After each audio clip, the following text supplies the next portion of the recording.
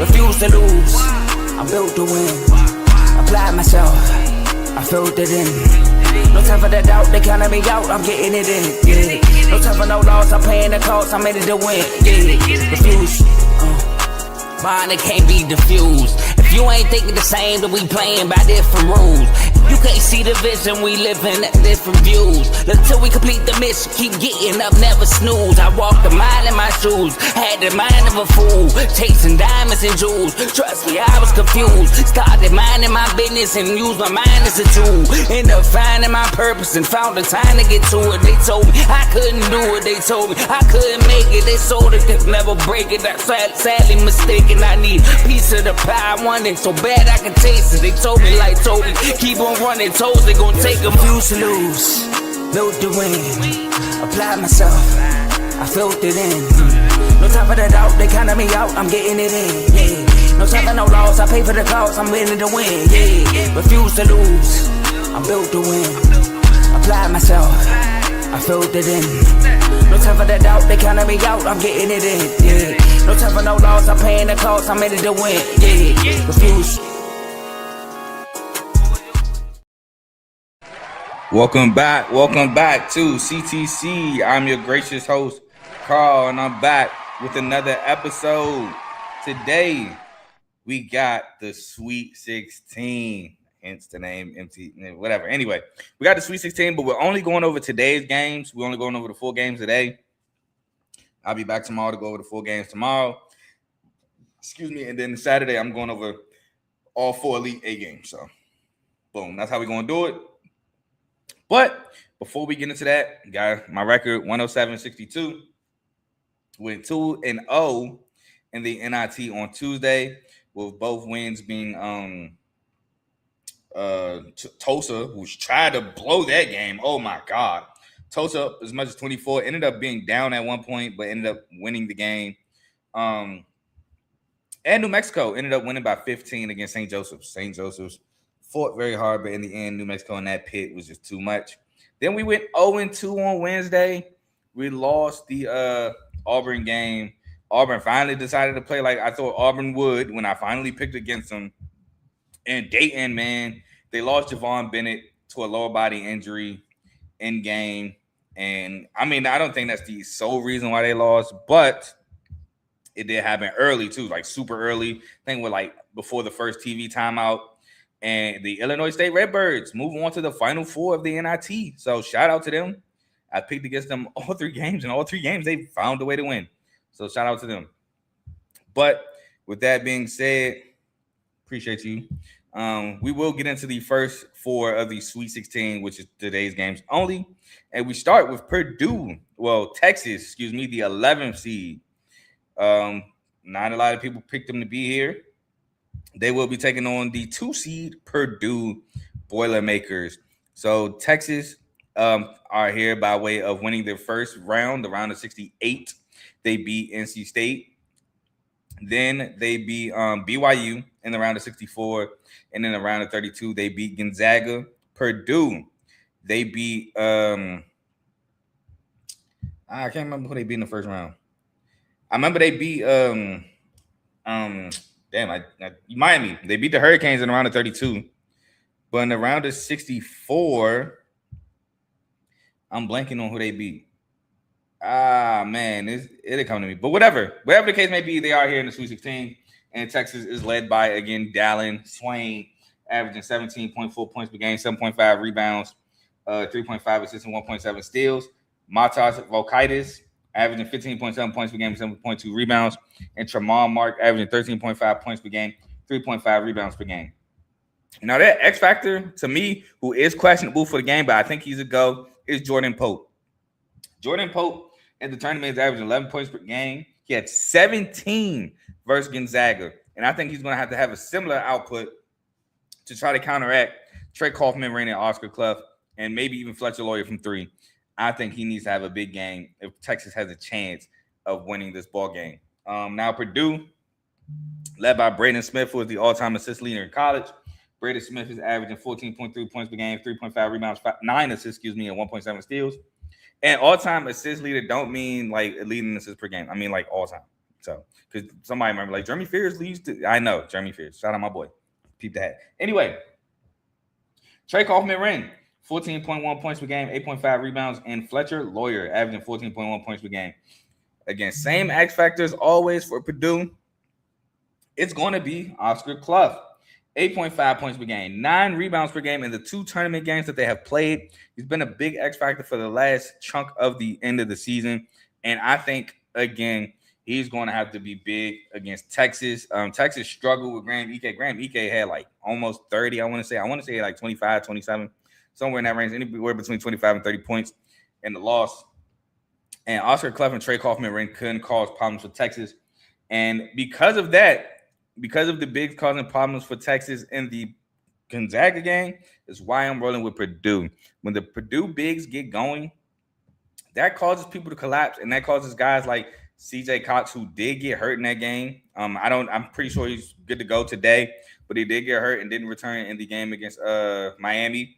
It gives guys like Fletcher Lawyer open shots, and Braden Smith gets to really get to work on the floor. So I think with the Purdue big, getting going, I think that opens up the floor for Purdue to do many more things that become kind of hard to stop. So I'm taking Purdue in this matchup. Next, we have number 9 seed Iowa taking on 4 seed Nebraska. We got a Big Ten matchup in the NCAA tournament. So a Big Ten team is guaranteed to make the Elite 8.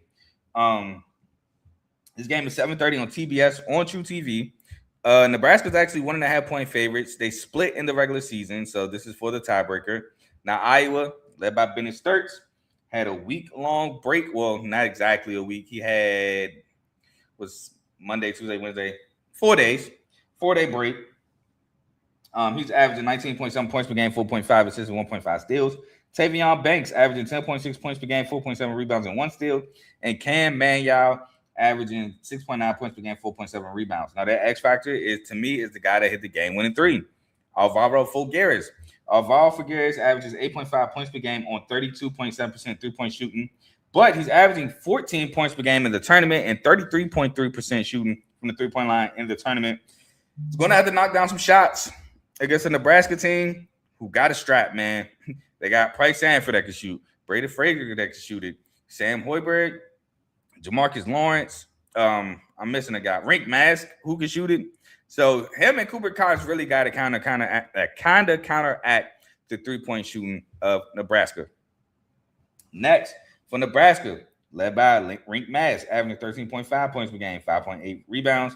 Price Sanford, 17.9 points per game, 4.9 rebounds, and 1 steal. And Sam Hoiberg, 9.4 points per game, 5.3 rebounds, 4.4 assists, and 2 steals per game. Now, that X factor is Braden Frager. Braden Frager is averaging 14 points per game in the tournament. He scored the game-winning layup to put 15 up against Vandy in the win against Vanderbilt. So, big-time player. He's going to have to step up yet again for the Nebraska Cornhuskers. But I'm going with Nebraska here, man. I think Nebraska, time to make some more history. First time in the Elite 8 with a win here. I think Nebraska is a battle-tested team. And again, they traded blows at home. I think Nebraska is just a better team, however. Now, I know I get it. Every time I say that, for the most part, it comes back and kills me. But I think Nebraska's battle-tested in the tournament. Now, Iowa has the better win. Obviously, Florida is the better win here. But Vanderbilt is not too bad of a win. Vanderbilt beat Florida, both SEC schools. I like this Nebraska team here. If Price Sanford can continuously shoot it like he's been in this tournament, there'll be a problem. I think this is a great game, nice back and forth, but I think ultimately Nebraska comes out on top of this one. So give me Nebraska to win this one. And then next, we have 4 seed Arkansas taking on 1 seed Arizona. This game is 9:45 on CBS. Arizona's 8.5 point favorites. This game is actually 30 minutes after Texas Purdue. So it's slated at 9:45, but whenever Texas Purdue ends, 30 minutes after that, Arizona, Arkansas. Now, Arkansas led by freshman sensation Darius Acuff. Darius Acuff is averaging 23.3 points per game, 6.5 assists. Malik Thomas, 15.6 points per game, 3.8 rebounds, and 1.5 steals. And Trevon Brazell, averaging 13.2 points per game, 7.4 rebounds, 1.5 steals, and 1.7 blocks. Now, normally for Arkansas, I would say the X factor would be Billy Richmond.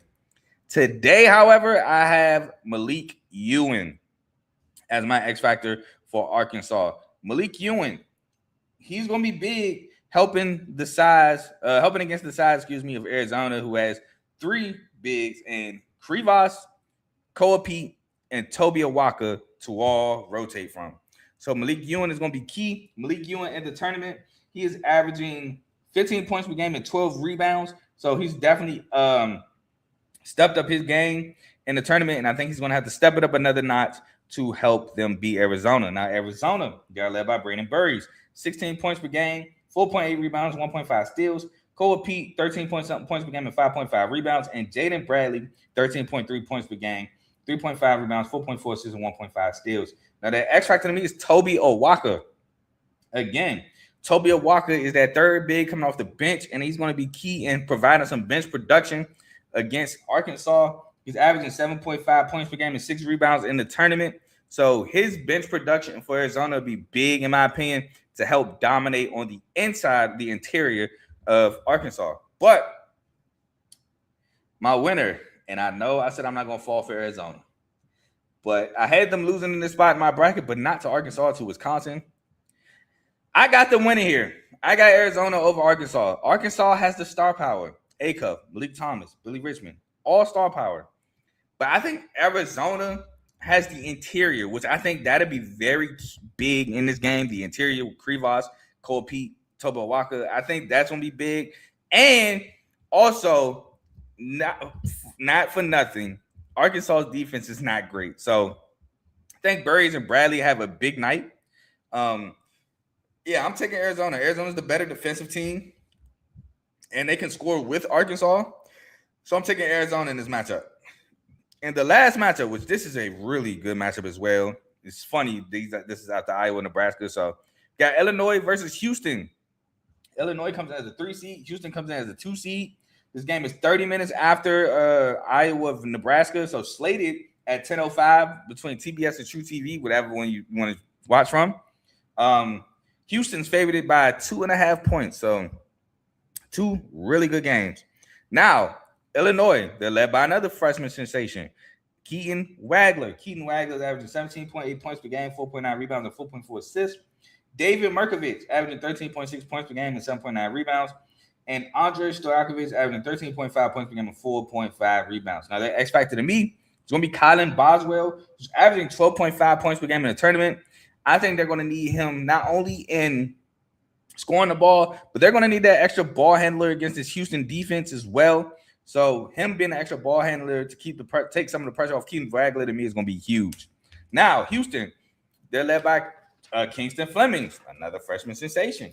He's averaging 16.2 points per game, 4 rebounds, 5.2 assists, and 1.6 steals. Emmanuel Sharp averaging 15.4 points per game and 1.2 steals. And Milos Uzan averaging 11.3 points per game, 4 assists, and 1 steal per game. Now, my X factor for them is Christian Jr. going against that size of the Illinois interior. Illinois is one of the taller teams in the country. I see a question. I'm going to answer that in a second. But Christian Jr. is going against that size against Illinois. He's averaging 12 points per game and 13.5 rebounds per game in the tournament.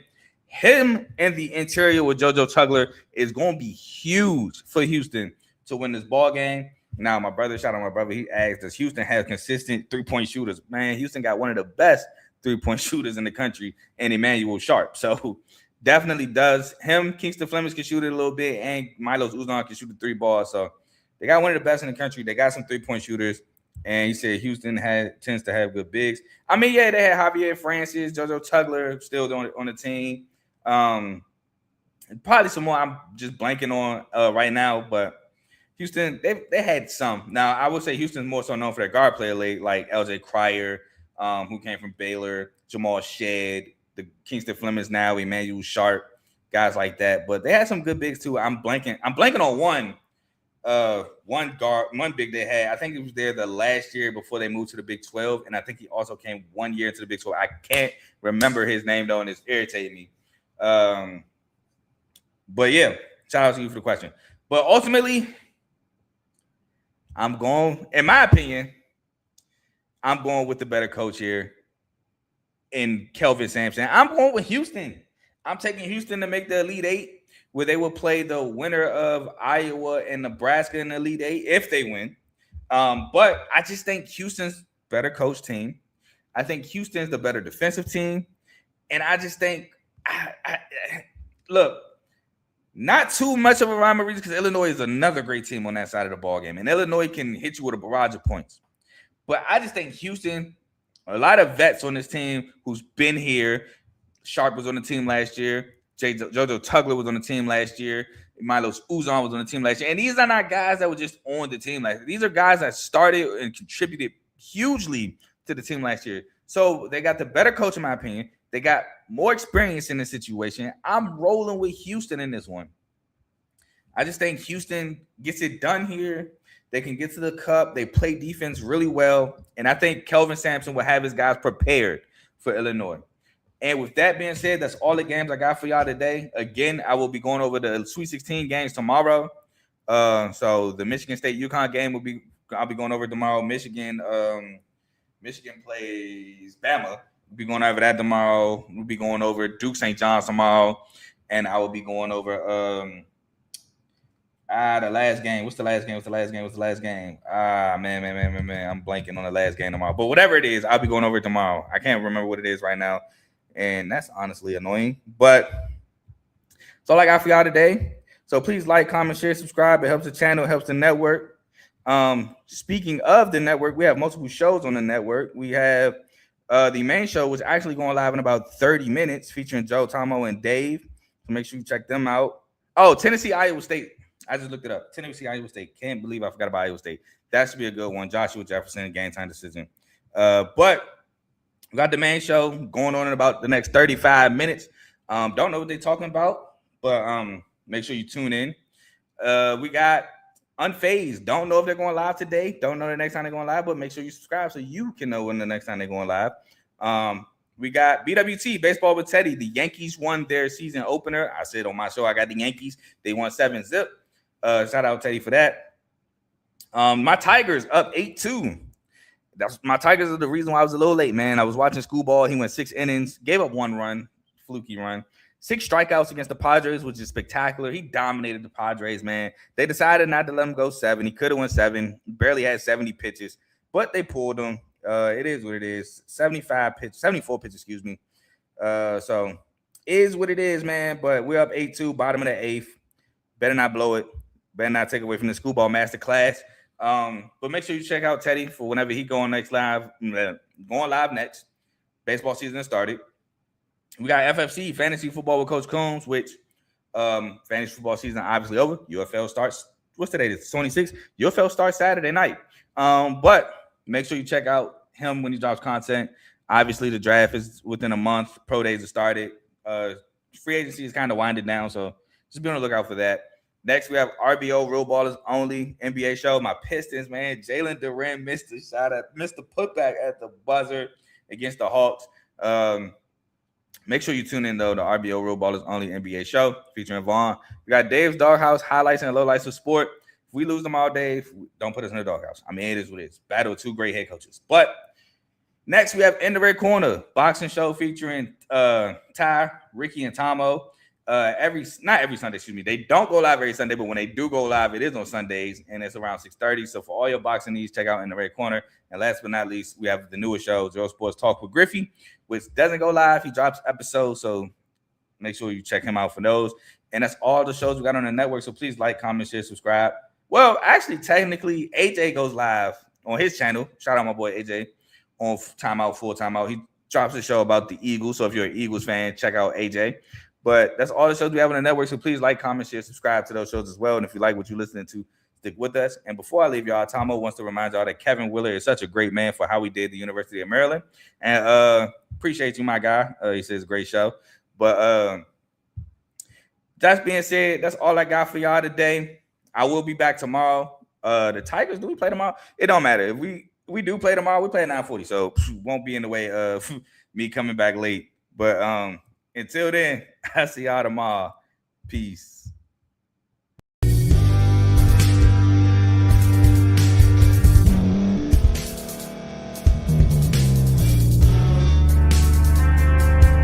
Thank you for staying to the end. If you're watching this on YouTube, please like this video, subscribe, And also hit that notification button so you can be notified next time we put out a video. If you're listening on any podcast platform, subscribe and hit that notification button, y'all, so you can be notified we put out another podcast audio. And last but not least, hit that share button. No matter what you're listening to or watching it, hit that share button and send it to somebody that you know that would love to watch this episode you just listened to. So once again, thank you for staying to the end, and we'll see y'all in the next episode.